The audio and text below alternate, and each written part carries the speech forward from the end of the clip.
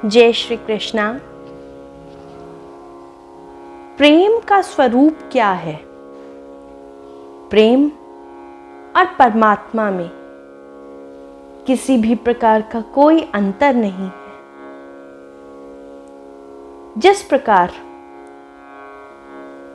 प्रेम की प्राप्ति होने के पश्चात उसका मात्र अनुभव किया जा सकता है, वाणी द्वारा हम प्रेम का वर्णन नहीं कर सकते, उसी प्रकार ही परमात्मा की प्राप्ति होने पर भी उसका मात्र अनुभव किया जा सकता है। उसका वर्णन हम अपने शब्दों द्वारा कर ही नहीं सकते। उदाहरण के लिए, एक मूक व्यक्ति यदि गुड़ खाता है तो उस गुड़ की मिठास का अनुभव करता है, मन ही मन प्रसन्न होता है, परंतु अपने शब्दों द्वारा, वाणी द्वारा उसका वर्णन नहीं कर सकता, मात्र उसका अनुभव ही करता रहता है। प्रेम भी उसी प्रकार है। प्रेम का हम अनुभव कर सकते हैं। प्रेम की प्राप्ति होना, मान लीजिए कि इस प्रकार है कि एक गहरे समुद्र में डुबकी लगा ली जाए। जो प्रेम के समुद्र में डूब जाता है वह अंदर जाकर कुछ भी किसी भी प्रकार नहीं बोल सकता।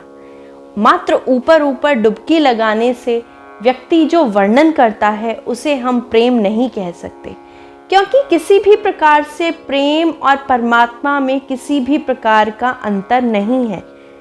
जो प्रेम के बारे में वर्णन किया जा रहा है अर्थात वही परमात्मा का वर्णन किया जा रहा है। जिस प्रकार प्रेम दिनों दिन बढ़ता ही जाता है, जो भी हमारा प्रियतम होता है या प्रियतमा होती है उसके प्रति हमारा प्रेम दिनों दिन बढ़ता ही जाता है, उसकी एक झलक के लिए हम तरस जाते हैं। वही परमात्मा के साथ भी है कि हम जब परमात्मा से प्रेम करते हैं, परमात्मा का अनुभव करने का प्रयास करते हैं, उसकी एक झलक को तरस जाते हैं।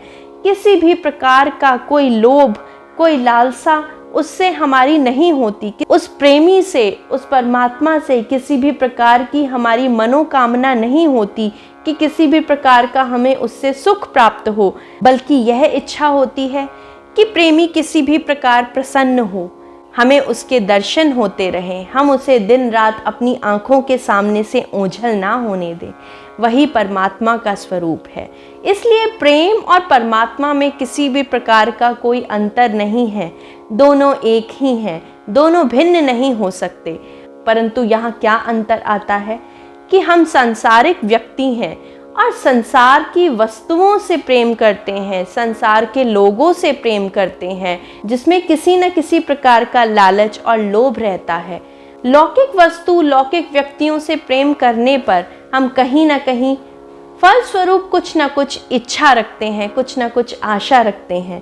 परंतु एक जो भक्त होता है, एक संत होता है, वह परमात्मा की मात्र एक झलक के लिए आजीवन तरस जाता है। वह तो यह भी नहीं चाहता कि उसको मृत्यु आए, क्योंकि वह मृत्यु होने के पश्चात परमात्मा का स्मरण नहीं कर पाएगा। भगवान में अनन्य प्रेम एक अमृत के समान है। इसीलिए देखा जाए तो भक्तजन सदैव मुक्ति भी न चाहकर भक्ति की कामना करते हैं, भक्ति की इच्छा रखते हैं, क्योंकि इसी भक्ति के द्वारा, इसी प्रेम के द्वारा उसे परमात्मा की प्राप्ति होगी। इसलिए दिनों दिन प्रेम को बढ़ाते जाइए। लौकिक ना होकर अलौकिक दृष्टि से देखा जाए तो प्रेम जो है हमें इस संसार रूपी भवसागर से पार करवा देगा, और एक दिन ऐसा आएगा कि जब ईश्वर हमें दर्शन देंगे, जिसके दरस को हम तरस रहे हैं, वह आकर हमें दर्शन देगा और हम इस जन्म मरण के चक्कर से छूट जाएंगे और अपने प्रेमी, अपने ईश्वर, अपने प्रियतम में लिप्त हो जाएंगे, उस ईश्वर को पा लेंगे। यही प्रेम है और यही परमात्मा है। इसलिए प्रेम और परमात्मा दोनों एक ही हैं, दोनों में किसी भी प्रकार की कोई भिन्नता है ही नहीं। जय श्री कृष्ण।